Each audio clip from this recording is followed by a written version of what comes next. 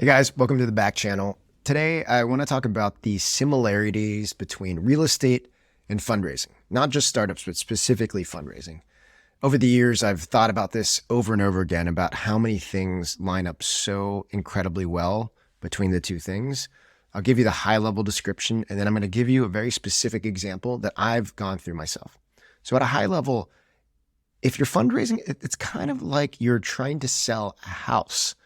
And the house can be in various states of completion. It can be in better neighborhoods or worse neighborhoods. It would be like an earlier or later stage company in terms of how far along the house is in terms of building and how much work needs to go into it to make it great.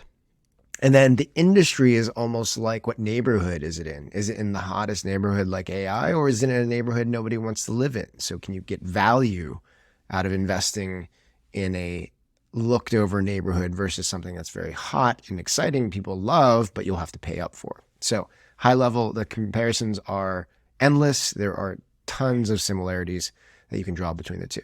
Now, a specific example I want to share, which makes so many connections between the two, is the effort I've gone through to try to rent out my house. So here's the quick backstory. I had signed a lease for a house that I needed to get out of because of a new opportunity that came out my way.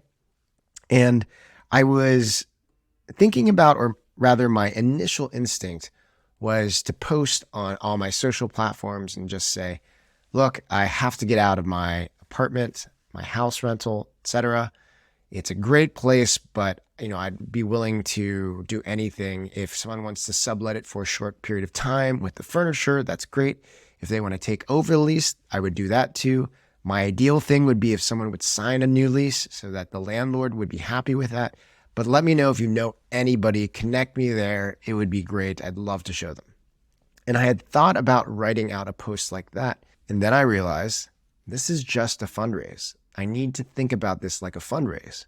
So when I changed that mindset, I then started changing the communication style that I started writing posts about the opportunity to rent out my house. I know my house is amazing. I know people will want to live in this house. So why not communicate like that? I shifted around the language to say, look, all of it's true too. I said, look, I signed a lease in July for this amazing house. I was lucky to get it myself. The only way I got the house was because I had a personal connection with the owner unexpectedly. There was a line out the door for the open house. It was packed. I didn't think I would get it, but I had this relationship.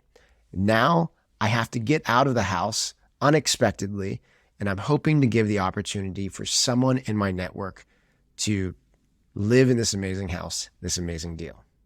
The difference was subtle, but extremely impactful on the way people react to that opportunity. It's a subjective thing of whether or not someone likes a house or not. Same way that it's subjective of whether or not someone likes a deal. You need to create the aura and the communication that gets people to believe other people want this too. Okay, so I've actually struggled with focus my entire life, which might be surprising to some people because I got good grades, went to good schools, got good jobs.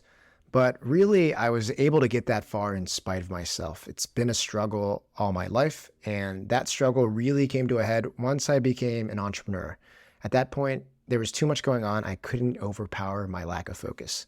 So I tried a bunch of things, planning apps, coaching, but nothing really made a dent. And then I started hearing about this special productivity drink, Magic Mind, and was super skeptical. Honestly, it wasn't until a friend gifted me some that I became a believer.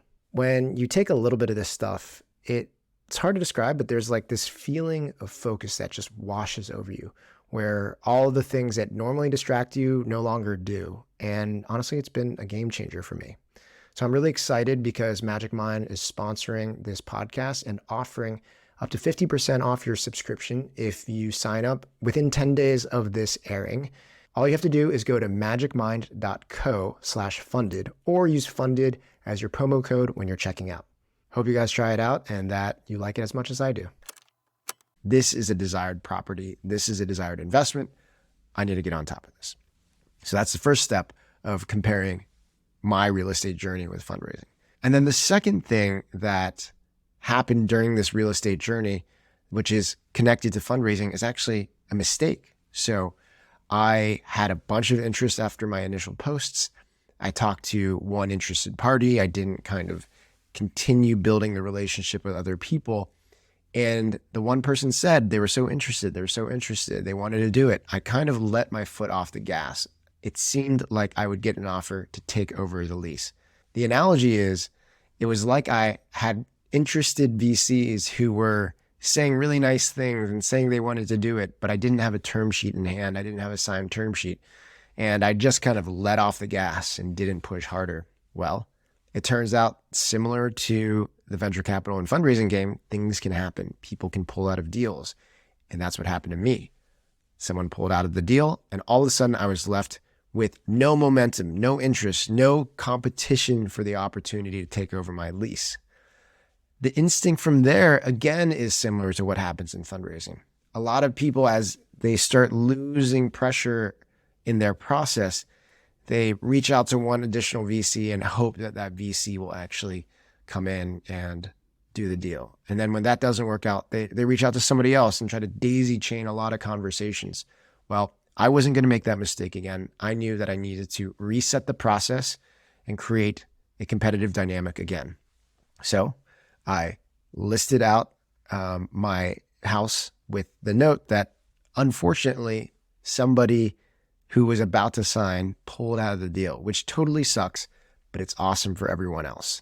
So I put out the message that other people should come back in and look at the place. I then went back to old people who had said they were interested but couldn't move fast enough to tell them that there was another opportunity to look at the house and they should get in. This is no different than if a founder needed to restart their fundraise. And what I would tell them to do, I would tell them, don't daisy chain new opportunities in, try to create a new process with new pressure, and that it would get them over the line. Now, I'm not fully done with this story, but it does feel like the process is coming to an end. In my journey, it seems like I will have the real estate equivalent of a signed term sheet very soon. Anyways, that's this episode of the Backchannel. I hope the comparison between real estate and fundraising helps you out, and I'll see you next time.